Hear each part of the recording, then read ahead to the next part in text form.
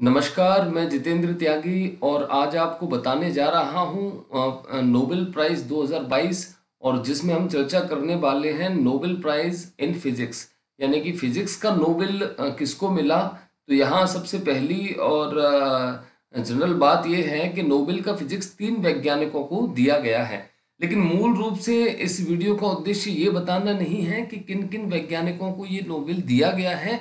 मूल बात इस वीडियो की ये है कि इन वैज्ञानिकों को फिजिक्स का नोबेल आखिर किस वजह से दिया गया है या इनकी वो कौन सी खोज थी जिस जिस खोज ने इनको नोबेल प्रदान करवाया था। तो आज हम इसी विषय की चर्चा करने जा रहे हैं। तो चलिए पहले हम जानते हैं कि ये नोबेल प्राइज किसको मिला है। तो फिजिक्स का नोबेल साल 2022 का 3 लोगों को मिला है, Alan Aspect, John F Clauser, Anton Zeilinger. आप इसको याद कर सकते हैं, एलन जॉन जिलिंगर 3 लोगों को मिला है, एलन जॉन जिलिंगर।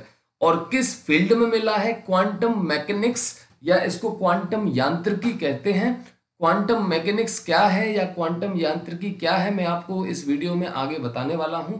पहले मैं थोड़ी सी आपको इस प्रमुख चर्चा कर लेता हूं, प्रारूप बता देता हूं कि एलन जॉन और जिलिंगर ने जटिल क्वांटम अवस्थाओं का उपयोग करते हुए हरेक ने अभूतपूर्व प्रयोग किए, जहां दो कण अलग होने पर भी एक इकाई की तरह व्यवहार करते हैं। ये जो शब्द है, जहां दो कण अलग होने पर भी एक इकाई की तरह व्यवहार करते हैं, इनकी पूरी रिसर्च का केंद्र बिंदु है। उनके परिणामों ने क्वांटम सूचना पर आधारित नई तकनीक का रास्ता साफ कर दिया। मैं आज आपसे इसी विषय की चर्चा करने वाला हूं, जहां दो कण अलग होने पर भी एक इकाई की तरह व्यवहार करते हैं। पहले मैं आपको बता दूं कि ये फिजिक्स का नोबेल किसके द्वारा दिया जाता है। फिजिक्स का Nobel royal Swedish academy of sciences physics का नोबेल प्रदान करती है। और अल्फ्रेड नोबेल की वसीयत में लिखा था। अल्फ्रेड नोबेल की वसीयत के अनुसार साल 1901 से royal Swedish academy of sciences द्वारा भौतिकी में नोबेल प्रदान किया जाता रहा है और इसकी स्थापना साल 1739 में हुई थी। यह अकादमी 3 साल के कार्यकाल के लिए नोबेल समिति के सदस्यों की नियुक्ति करती है। अब यहाँ हम चर्चा कर रहे थे क्वांटम यांत्रिकी, जिस विषय में इन्होंने रिसर्च की थी कि क्वांटम यांत्रिकी है क्या। तो आपको क्वांटम यांत्रिकी के साथ एक और शब्द से सामना अभी करना पड़ेगा, क्वांटम एटेंगलमेंट। तो पहले मैं बताता हूं क्वांटम यांत्रिकी या क्वांटम मैकेनिक्स होती क्या है। असल में यांत्रिकी फिजिक्स की वो शाखा है जो विभिन्न निकायों की गति और परस्पर क्रिया से संबंधित है। देखिए, यांत्रिकी मतलब, मैकेनिक्स का मतलब ये होता है जो दो निकाय हैं उनकी गति और उनकी आपस में क्या क्रियाएं हो रही हैं इनसे संबंधित है। जबकि इसी यांत्रिकी के यानी कि मैकेनिक्स के 2 पार्ट होते हैं, एक तो क्लासिकल और दूसरा क्वांटम। जिस क्वांटम मैकेनिक्स में इन्होंने रिसर्च की वो यांत्रिकी यानी कि मैकेनिक्स का दूसरा पार्ट है। पहला पार्ट होता है क्लासिकल, दूसरा पार्ट होता है क्वांटम। अब क्लासिकल मैकेनिक्स क्या है या क्लासिकल यांत्रिकी क्या है? क्लासिकल यांत्रिकी का मतलब मैक्रोस्कोपिक वस्तुएं यानी कि बहुत बहुत ही सूक्ष्म वस्तुओं की गति और उन्हें प्रभावित करने वाले फोर्स, उनको प्रभावित करने वाले बलों का गणितीय अध्ययन कहलाता है क्लासिकल यांत्रिकी। यानी कि क्लासिकल मैकेनिक्स माइक्रोस्कोपिक वस्तुओं की गति और उन्हें प्रभावित करने वाले बलों का गणितीय अध्ययन है। जबकि क्वांटम यांत्रिकी की जब हम बात करेंगे तो ये फिजिक्स का एक ऐसी शाखा है या उप क्षेत्र है जिसके अंतर्गत कणों, परमाणु, इलेक्ट्रॉन, फोटोन के व्यवहार, आणविक एवं उप आणविक क्षेत्र में लगभग हर आयाम का वर्णन किया जाता है। ये सिर्फ गति या परस्पर क्रियाओं से संबंधित नहीं है, उनके हर एक आयाम से संबंधित है, हर एक कण के आपसी व्यवहार से संबंधित है, हर एक कण के उप आणविक क्षेत्र में हर एक आयाम जितने दो कणों के बीच हो सकते होंगे, हर एक फील्ड का अध्ययन क्वांटम यांत्रिकी कहलाता है या क्लासिकल यांत्रिकी का ये ब्रॉड रूप कहलाएगा।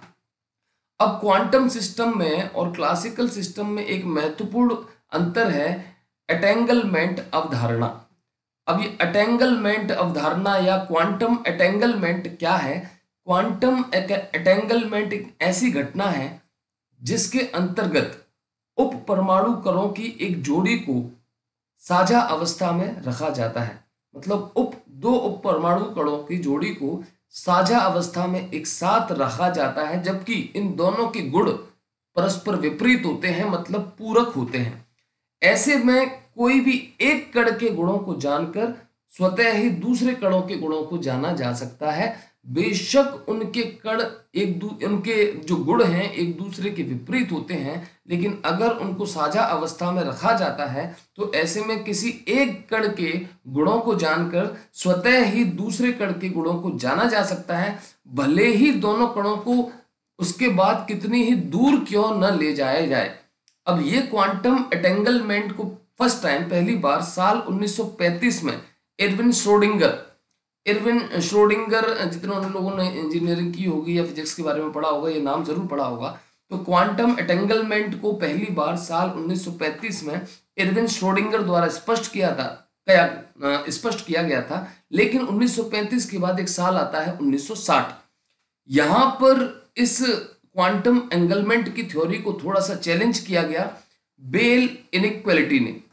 अब ये बेल इनइक्वालिटी या बेल असमानता क्या है या बेल असमानता का नियम क्या है, तो साल 1960 में जॉन स्टीवर्ट बेल नाम के एक गणितज्ञ थे। जॉन स्टीवर्ट बेल ने बेल असमानता दी या बेल असमानता को विकसित किया, जिसमें उन्होंने कहा यदि कहीं अस्पष्ट वेरिएबल्स हैं, मतलब दो कण जिनमें आपस में परस्पर भिन्नताएं हैं, तो बड़ी संख्या में माप के परिणामों के बीच सहसंबंध कभी भी एक निश्चित मूल्य से अधिक नहीं होगा। मतलब उन दोनों के बीच सहसंबंध कभी भी निश्चित मूल्य से अधिक नहीं होगा। ये 1960 में जॉन स्टीवर्ट बेल कह गए थे। मतलब उनमें से एक की पहचान करके दूसरे के बारे में नहीं जाना जा सकता है, ऐसा उनके हिसाब से कहा गया था। लेकिन क्वांटम यांत्रिकी बताती है किसी भी प्रकार का प्रयोग बेल की असमानता के नियमों का उल्लंघन करेगा अगर उनके अलावा कोई चर्चा हुई।